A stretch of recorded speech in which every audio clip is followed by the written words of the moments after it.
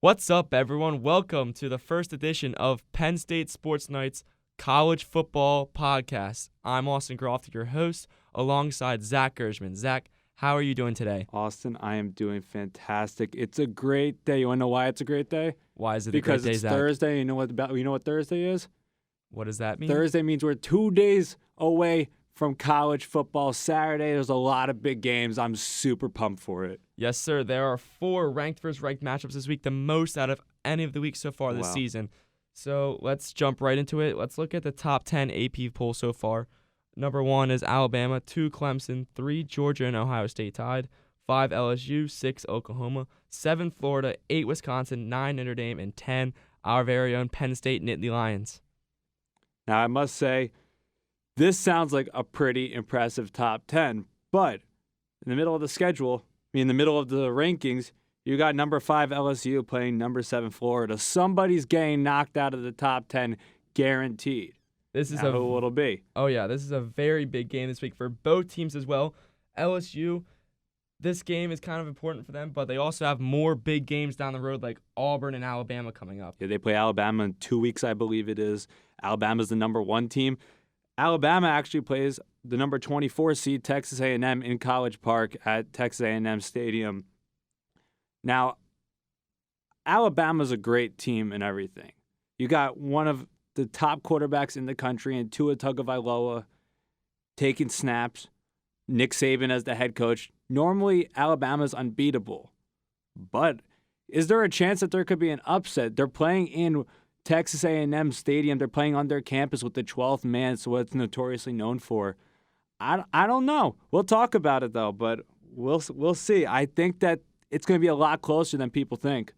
Oh yeah, for sure. That's going to be a very close one. Alabama, I believe, will come out with the victory in that one, but Texas A&M will show them who they are, and they will come out strong with that game. All right. Wait, Austin, before any of this, can I quickly say who the winner of the week is? The winner of the week? Yes, go ahead. It's Ohio State because they're not playing. They're going to be staying at their same spot. Yeah. Justin Fields is not going to look any better or any worse. He's going to be still in the Heisman watch just because he's not playing and he's not doing anything wrong. That is very true. That's a great point there you got there, Zach. All right. Thank you. So let's go ahead and look at our ranked versus ranked matchups. We already touched on the Alabama-Texas A&M game. The other 3 ranked versus ranked ones, we got number 5 LSU at number 7 Florida, number 6 Oklahoma versus number 11 Texas, and number 10 Penn State at number 17 Iowa. Now let's start off the first one you mentioned, LSU versus Florida, number 5 versus number 7. Florida's coming off a pretty impressive game, a pretty impressive win against Auburn last week, but they don't know what they're getting themselves into when it comes to playing LSU. They got Mr. Record Breaker Joe Burrows at quarterback for LSU Tigers, and Florida keeps rotating their quarterbacks. They had Felipe Franks as their first quarterback, then it went to Kyle Trask, then to Emory Jones, and now it's back to Kyle Trask.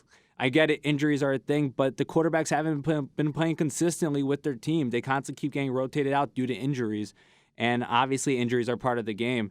Kyle Trask has some experience now playing Auburn last week, but if you think about it, and if you know, Kyle Trask had an injured MCL. They're saying he's good to go, but he's hurt. He's not 100%. Good to go is not 100%. So when you're playing against Ed Oregon's team at LSU as well, it's the dome, it's the Tiger Cage, everything. LSU, it's one of the powerhouses. I see LSU winning this game. Yeah, I agree with you. I see LSU winning this game as well. Like, I'm looking right now at some stats. The spread is 13.5 points. LSU is favored. It's a big spread we're looking at there. It's going to be, like you said, I think LSU is going to power right through this game. Florida, we'll see how they play, but this is a big game on the schedule. Like, they already, sure. they got Georgia down the line, I think. That's going to be another big one for them. Yeah, Florida has one of the toughest stretch of schedules in all of college football, and it started off with Auburn. Not many people thought they were going to beat Auburn. They did with Kyle Trask behind center. He was injured. He got injured, left the game, came back in, and led the team to victory. But Auburn's not in the top 10 anymore. LSU is at number 5. They're creeping right into the college playoff rankings. And as I mentioned before, that number 4 seed or number 3 seed that's tied, Ohio State, is not moving because they're stuck there. So, and we're seeing Georgia play South Carolina this week, and I don't think Georgia's going to lose that one either. That should be a landslide as well. See, one of the things I love about Georgia, just to get onto their schedule a little bit, they have one of the top quarterbacks in the country, Jake Fromm. He's also one of the most underappreciated quarterbacks in the country because they have such a strong running game with DeAndre Swift in the backfield. Their defense is incredible. Kirby Smart as a head coach always draws up incredible plans. They didn't come out with the national championship last year. Clemson did because no one's going to top Dabo Swinney. Yeah. But Jake Fromm is one of the most consistent, but is also one of the most underrated quarterbacks. And I do think that Georgia is going to wipe South Carolina off their feet. Oh, yeah. And they're going to win this big. One's at Georgia, too, so. They're going to win big. Oh, yeah. And Georgia already has a top 10 win. They beat Notre Dame, who's at number 9. Notre Dame plays USC later on this week. But Georgia being at number 3, having already beat a top 10 team, seeing Notre Dame down the list, there's no chance that South Carolina comes away with a win. Oh, yeah, I agree with you on that one, too. So, speaking of Notre Dame, they play USC. Tell me your thoughts about that game this week. So, I do think that it's going to be an incredibly close game.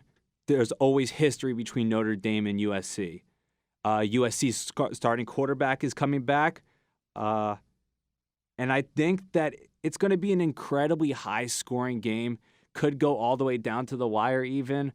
I know in past years they're either really close or very separated in terms of score. So I do think that Notre Dame will come away with the win.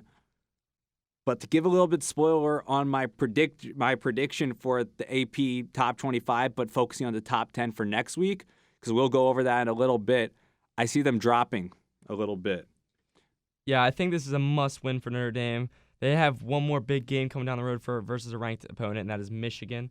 So that is also another big game for them coming up. But in order for Notre Dame to make a case for the college football playoff, I think this game is a must-win for them, and they have to win out, in my opinion. And I think with Notre Dame, they got a really good quarterback in Ian Book back there. But Ian Book is just, he hasn't faced anybody lately besides Georgia. Yeah, and we saw what happened there. I mean, last week they played Bowling Green, honestly. And it was a 52-0 win. It was a great pick-me-up win. They did beat Virginia, who's, I believe, 20th ranked or 21st ranked. Yeah. They beat them 35-20. Ian Book had a pretty good game for the most part. I mean, but if you cannot compete against the Georgia, there's no way that you could be even in the conversation for for sure. For being in the college playoffs. Mm-hmm. I think you automatically have 3 locks in the college playoffs. I think it's always going to be Alabama, Georgia, and Clemson. The Ohio States and everybody else is always a little bit on edge, or it's always a little bit on the line. All right. So, looking at other big games, Wisconsin at Michigan State. How is this game going to affect the Big Ten? I think that it won't really affect the Big Ten that much. I think Wisconsin's going to stay with the win. Wisconsin's been rolling. They got an incredible run game with Jonathan Taylor, who's also in the Heisman watch. Not going to give you my spoiler on where I think he's going to be in the Heisman. We're going to wait till a little bit later on that one. But they got a good quarterback, Jack Cohn, but they're a running team. We saw them run all over Michigan. We saw them beat Michigan big, 35-14, I believe it was. Michigan State could put up a little bit of a fight. They might want some revenge after losing to Ohio State. That's exactly what I was thinking. I mean, they have 2 back-to-back tough games, and they're definitely going to come back with this game with some energy and enthusiasm after losing to Ohio State. But the thing is that it's at Wisconsin. It's at Camp Randall Stadium. Yeah, that team, be a tough when one. They're jumping around there, when that student section jumping around, it's a sight to see. No team could really face off against that, except for Penn State. But we're gonna get to that. Speaking of Penn State, we're gonna stay along with the Big Ten. Number 10, Penn State versus Iowa. This is a huge game for Penn State. Oh, I'm so excited for it, Austin. Their first ranked opponent of the season, and people are saying that this is their top opponent they face by far all season. It's going to be in Iowa. You already know that Iowa is going to pack their stadium, bringing the energy. This game is going to be wild. Iowa's going all out. This is their Super Bowl. It seems that every team in the Big Ten, besides Michigan, Ohio State, seems that Penn State's always their Super Bowl. Maryland 2 weeks ago. Now Iowa. Iowa's going all gold. They're wearing gold jerseys. It's a 7:30 night game on ABC. But Iowa is coming off of a loss to Michigan last week. It was a 10-3 loss.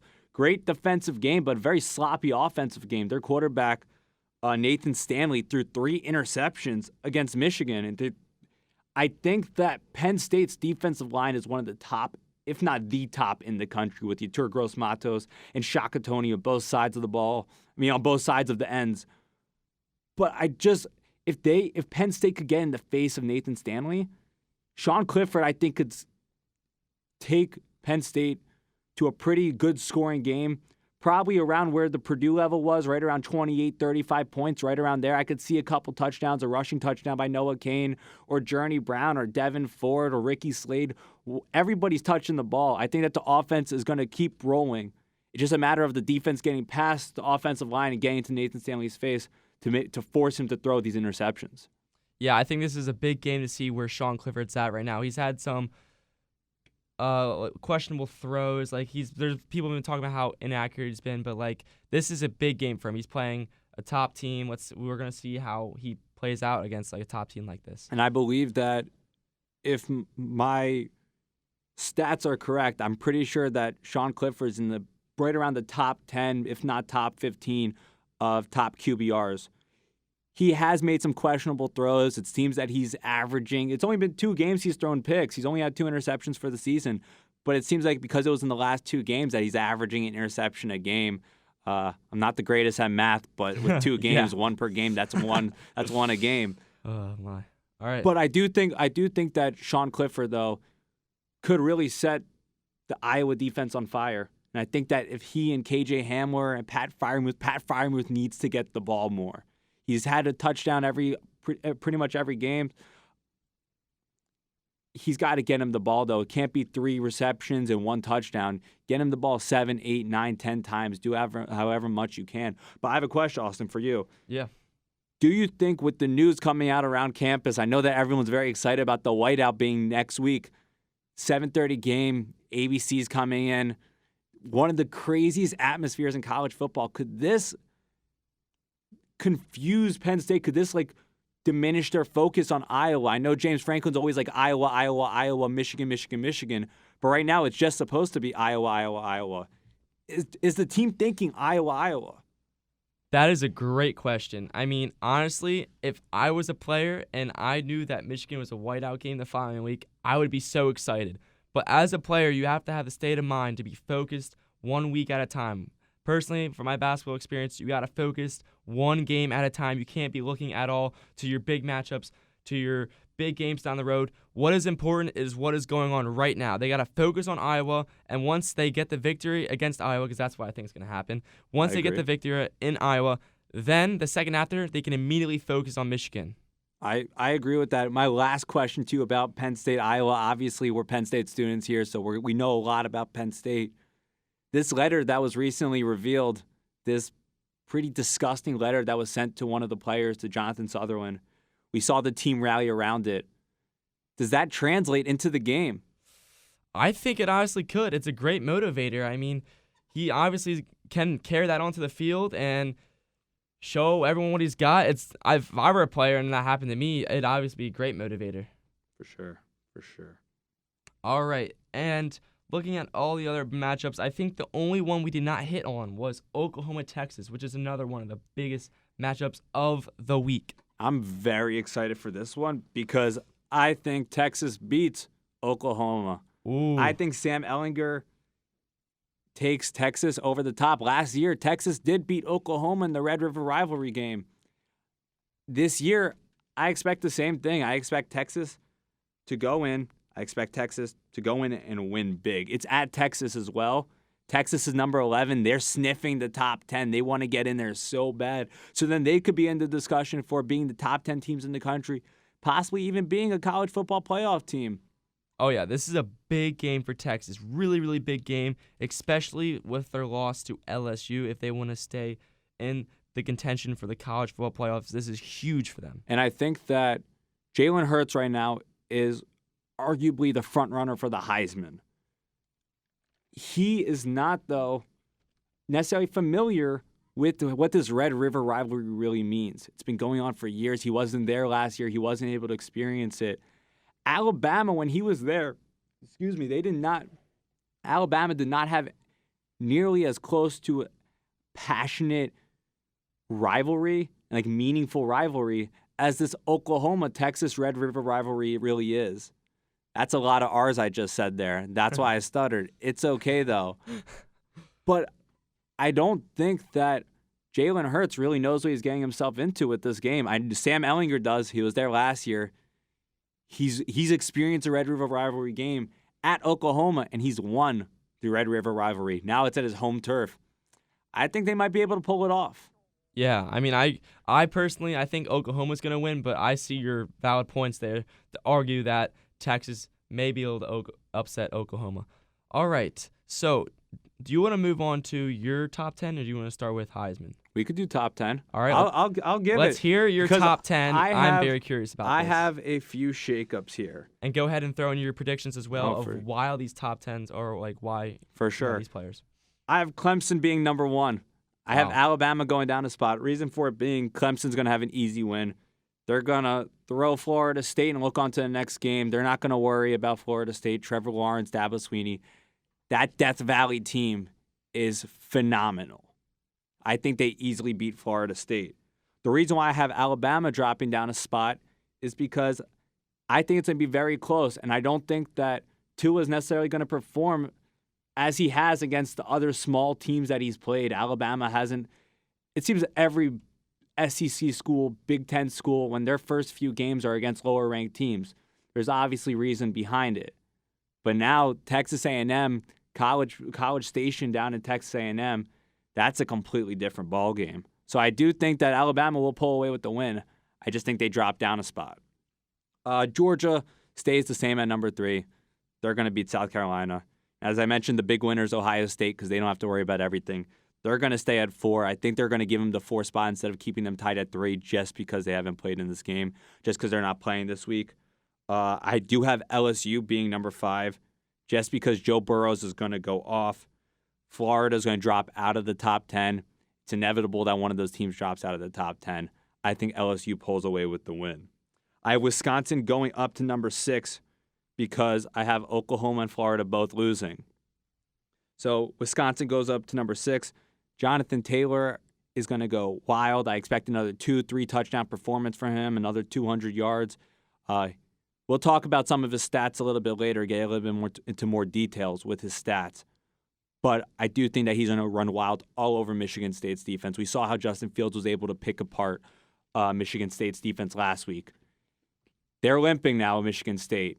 They're no longer one of the top dogs in the Big Ten East. So I do think that Michigan State's going to lose again and Wisconsin's going to win. I have Penn State at number 7. I do think because of the losses, I do think that pushes them to the top. And at number 8, I have Texas because of the win against Oklahoma. It's going to be so sweet being able to watch Texas celebrating on their home field. I'm incredibly excited for it. I think it'll be an incredibly close game. And that's why I still have Oklahoma at number 9, because I don't think that they're worthy of dropping so far down in the top 10. Jalen Hurts is still a Heisman Watch nominee. He still could possibly even win it. So I do think that it's going to be an incredibly close game, and because of the magnitude of the game, that Oklahoma's going to stay there. And I think that's why in the top 10, and that's why I think Oklahoma's going to be at 9. And as I touched on earlier, I did see Notre Dame slipping a little bit. I think it's going to be incredibly high scoring. I do think that USC, they have a new, what people are saying, prolific passing style going on. I do think that because of that, their quarterback could possibly tear up the Notre Dame defense. I do see it being a really high-scoring game. USC also has 3 starters coming back for the game, so that obviously has a very big impact on it. And also, Notre Dame plays number 16, at least number 16 right now, Michigan next week. Or no, in 2 weeks from now. Mm-hmm. Their next game They got a bye is, week. Yep. yeah, their next game is against number 16 Michigan.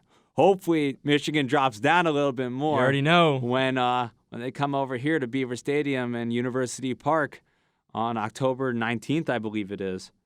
So I do see Notre Dame staying in the top 10 even with the win, but I do see them going down a spot.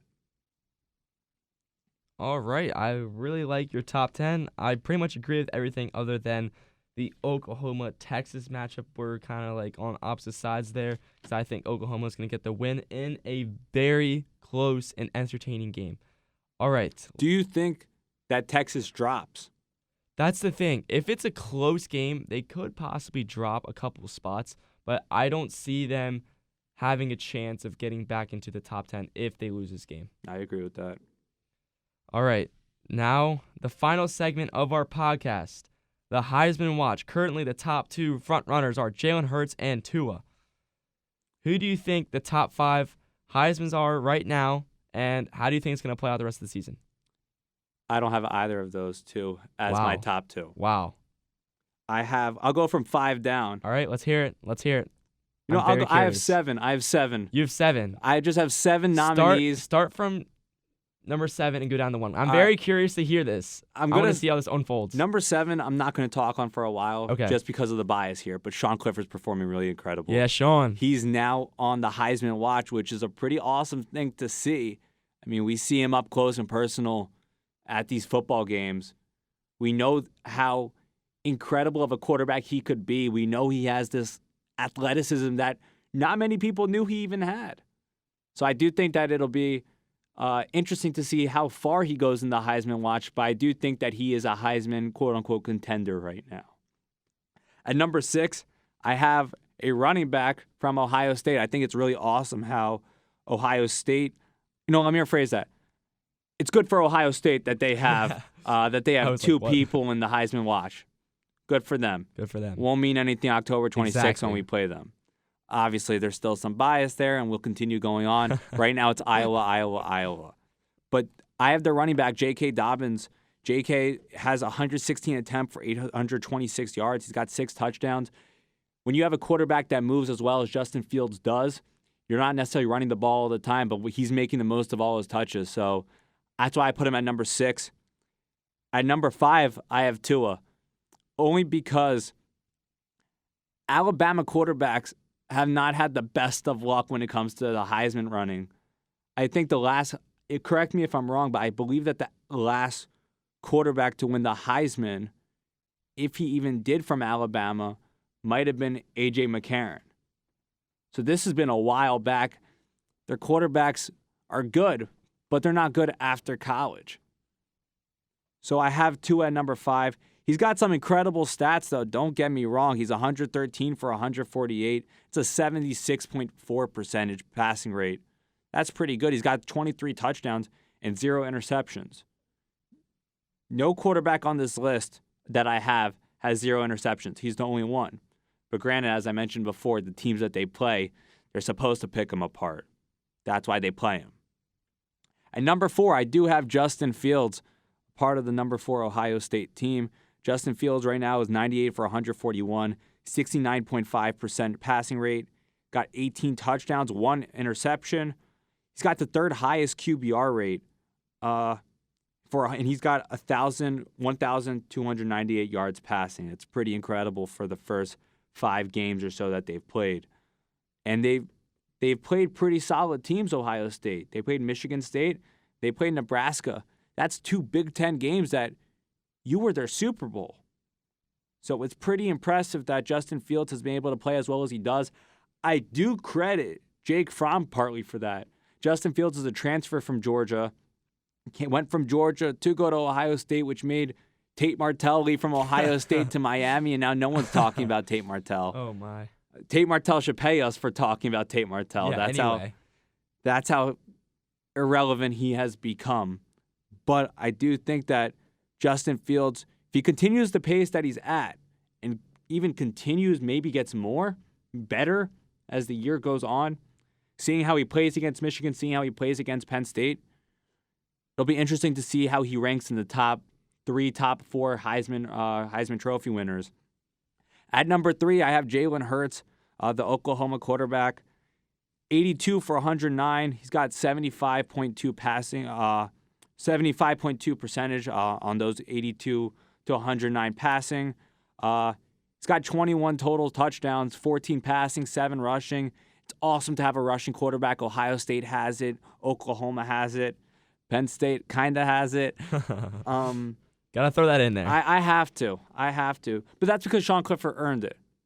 He has impressed so many people in these 5 games. He could become better, and he will continue to impress. That's what I'm saying. He's only a sophomore. He's got 2 more years of eligibility left. Thank you, Trace McSorley, for letting him learn under you, because that definitely had an impact. Oh, for sure it did. For sure. But I have Jalen Hurts at number 3 on my Heisman. He's got the highest QBR percentage. I mentioned that Justin Fields is at 3rd highest. Jalen Hurts is the highest with the QBR, but he's going to be a late 3rd round. He's going to be a late pick. If he decides to enter the draft this year, he'll be a day 3 pick. There's a lot of great quarterbacks this year. You got Tua. You got Jake Fromm, as I previously mentioned, that Justin Fields learned under. You also have Justin Herbert from the University of Oregon. Yeah, If the Pac-12 was stronger, I could definitely see Herbert being a part of this list, but the Pac-12 just isn't as strong as it once was. It's also not as fast-paced as it once was. Like you have Washington State, you got Cal. Cal was recently ranked. I know Cal lost, I'm pretty sure last week or 2 weeks ago, to Arizona State. The Pac-12 is good for a few weeks at a time, but they're not good consistently. So in the case that Oregon consistently gets better, in the case that Washington and Washington State and Cal, in the case that these teams get better, it'll make Justin Herbert look better. Could possibly bring him to the top 10, top 15 in terms of top quarterbacks. But I believe that if Justin Herbert enters the draft, which he will be drafted ahead of Jalen Hurts. I see him being a longer-lasting NFL quarterback than Jalen Hurts. At number 2, I previously mentioned I love this guy, Jonathan Taylor. I love Jonathan Taylor. He had 5 touchdowns in one game against Kent State. It is Kent State.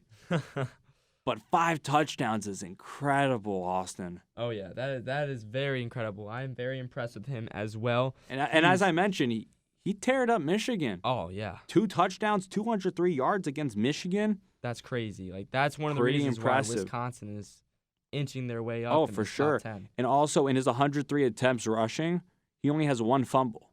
That's really impressive. That's every coach's, like, you don't want to have 1 fumble. You want to have 0 fumbles. But you want to get as close to 0 as possible. That's every running back coach's dream, is ball security.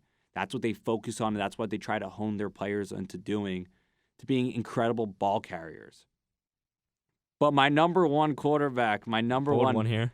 My Heisman, Joe Burrows, LSU. He's 127 for 162. He's got a 78.4% completion rate. It's the highest on the list. He's got 22 throwing touchdowns, 3 interceptions for 1,864 yards. Austin, this guy is Mr. Record Breaker. Non-stop. There's a new report every single week. Joe Burrows breaks this record. Joe Burrows breaks that record. He's going to continue this, and he's going to continue it with a big win against Florida this coming week. And I do think that people, in the case that Oklahoma loses, as I'm predicting that they're going to lose, the case that Oklahoma loses, I think that the conversation is going to be between Tua and Joe Burrows at this point. And I would definitely recommend sliding in Jonathan Taylor there. How do you feel about Sam Ehlinger? As a Heisman winner or in general? Just in general. I think that Sam Ehlinger is good. I think that, it's pretty impressive to play for Texas. That loss to LSU that they had earlier on the season definitely took the wind out of their sails a little bit, if that's how the saying is. But I do see a bounce back. Coming from that, they won their last game, but going from that to playing Oklahoma in the Red River rivalry, playing on your home field, I do think that this is going to be a boost that Sam Ehlinger really needs. All right, that is an interesting list. Go back through. You got Clifford at 7, 6 got J.K. Dobbins. 5 Tua, 4 Justin Fields, 3 Jalen Hurts, 2 Jonathan Taylor, and number 1 Joe Burrows. Very bold. Very bold, but I do see Joe Burrows continuing to break records. I don't know how many records he's going to continue breaking, but he's going to continue breaking them. He might even continue breaking his own records that he's setting right now. I have incredibly high hopes for Joe Burrows in the coming weeks. All right, I think that pretty much wraps things up for our first edition of the Penn State Sports Night College Football Podcast. Zach, how do you want to end this? I just want to say this is awesome. I love doing this. This is the debut podcast for PSSN college football. As college students, it's pretty fun and it's pretty cool to start talking about kids that are our age and start realizing, like, look at what we're doing, but look at what they're doing. We're all having our own game. This is our game. Behind the mic's our game. On the field's theirs. I'm excited for everybody, for all college students, Sean Clifford included. I want Sean Clifford to go off. I want us to go off. Just to continue practicing, continue grinding, and I'm incredibly excited for the journey. I totally agree with everything you just said. It is amazing that these college players are basically practically the same age, same people as us. The other day, Zach and I are walking back from class. Sean Clifford sitting on a bench just waiting for a bus casually like any other student would be. Like, oh my gosh, that's Sean Clifford. Can you imagine, though, if you were walking on this campus 3 years ago and you would see a guy like Saquon Barkley here? Yeah, that would be ridiculous because look at him now at the NFL. He's like the top running back. He's incredible. All right. Thank you for tuning in to our podcast. Catch us next week and in the future for more college football podcasts. Signing off, this is Austin Groft alongside Zach Gershman, baby. We'll see you guys next time. Thanks a lot. Thank you for watching our latest edition of Penn State Sports Night. If you're a fan of our content, please be sure to subscribe to our YouTube channel for more clips. Also follow us on Twitter at PSSNTV and on Instagram at PSU Sports Night to keep up with the action. For all my colleagues, we are Penn State Sports Night.